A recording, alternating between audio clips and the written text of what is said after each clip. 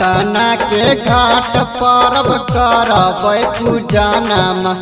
पटना के घाट परब करबै पूजनमा। छठी माई के कीड़ा पासे खिलते अंगनमा। छठी माई के कीड़ा पासे खिलते अंगनमा। छठी माई के कीड़ा पासे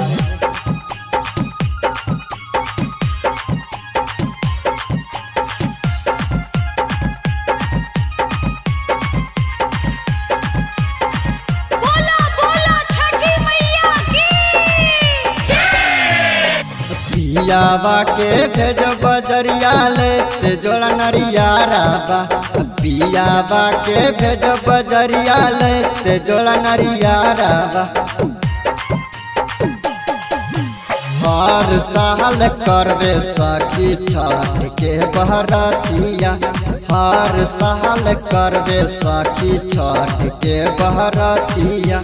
हमरा खातिर लेके ऐते जोड़ा कलशुपावा।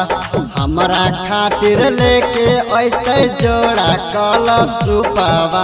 छठी माई के कीड़ा पासे खिलते अंगनमा।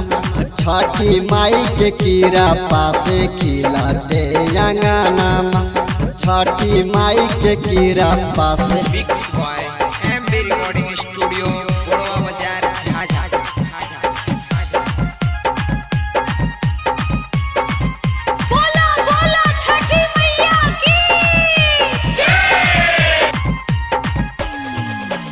हरियर सुगवा के लाले लाले ठोर है।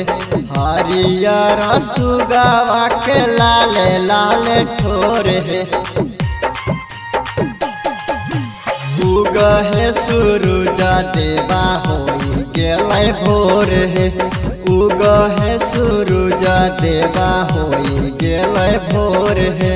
राइटर रूपेश दौरा लेके जहते घाट पे। विनोद बलमुआ दौरा लेके जहते घाट पे। छठी माई के कीड़ा पासे खिलते अंगनमा। छठी माई के कीड़ा पासे खिलते अंगनमा। छठी माई के कीड़ा पासे